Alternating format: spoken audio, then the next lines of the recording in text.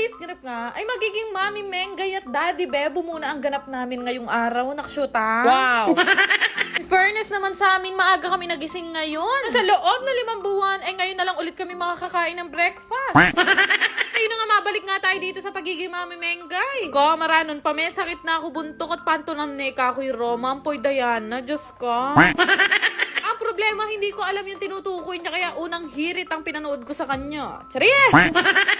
Ayun na nga, nakapagluto naman na si Ate Len kanina at hinanda ko na rin itong paborito kong bagoong ng Miss D. Huwag kayong mag-alala, hindi ko naman to inaaraw-araw, mabilis lang maubos dahil yung mga tao dito ito inuulam. Ulam nga namin ngayon ay siniganggang, pero sabi ko nga sa inyo, kahit saang ulam, pwede mong ihalo itong Miss D. Actually guys, sa Japan ko talaga natutunan na paghaluin ng sinigang sa bagoong. At hindi ko alam kung akong alien lang ba ang gumagawa nun.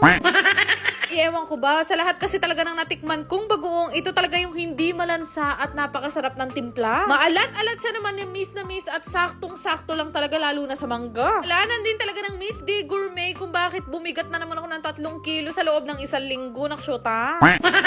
Kain na nga ako, ay niligpit ko na nga rin itong pinagkainan namin. At actually, meron kaming maraming lakad ngayon dalawa ni Bebo. Kasi mag-start ang araw, nililista ko na talaga kung anong mga dapat namin gawin para hindi ko nga makalimutan. Kaya naman nung natapos nga ako maglinis ng pinggan, ay naligo na rin ako at after noon, nagbiyahe na nga kami, papunta nga ng Apalit, Pampanga. Diba, ang perfect ng aura ko ngayon, fresh lang, smooth, at parang hindi nagdanak-shoota. Hindi na nga, fast forward, nandito na nga kami sa Heart and Soulmate X Mengay Vlog. At actually, meron talaga akong importanteng meeting ngayon. You guys, nakakataba lang talaga ng puso kasi meron pa rin talaga mga tao na nai-inspired sa buhay ko. Kagaya nga nitong OWA, nakakatuwa lang isipin dahil hanggang ngayon ako pa rin yung naiisipan nilang interviewin para sa International Women's Month. Ang gusto daw kasi nila yung mga empowered women.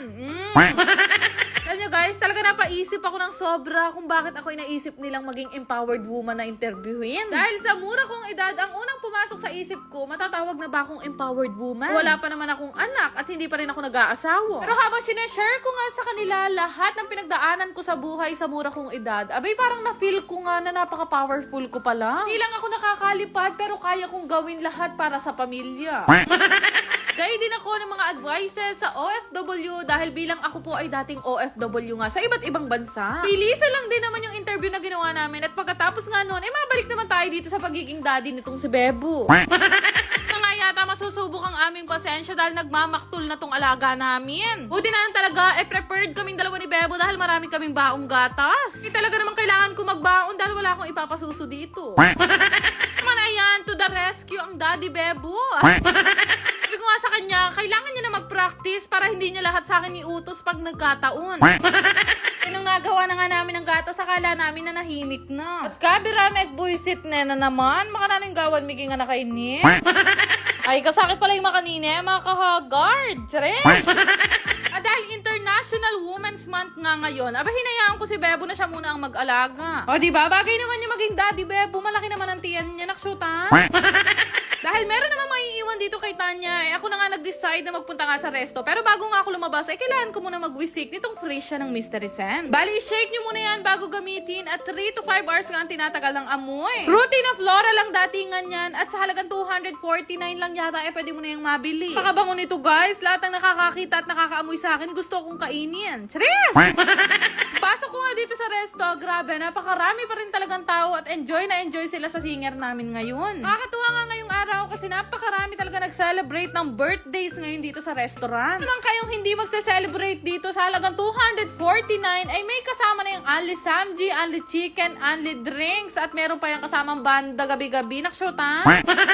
Tapos nga ako mag-party-party sa loob ng resto, bumalik na ulit ako dito sa office dahil pinapatawag nga ako at marami akong kailangan asikasuhin pa. Alam nyo naman ang ganap ko sa buhay, hindi lang ako Disney princess, marami din akong kailangan trabahuhin. Kaya naman araw-araw, anong oras na nga ako nakakauwi sa bahay at hindi na nga kami nakakapagluto. Kaya nga ngayon, pagkatapos lahat ng ginawa namin at sarado na nga ang resto, naghanap na nga lang kami ng pwede namin kainan. Ay grabe na mga oras na to, 1 AM na rugo. Alam nyo na kung bakit tumataba ako, kasi ganitong oras kami nagugutom. Pero siguro lumapad at bumigat na lang talaga ako dahil sa problema at konsumisyon. Naksyota.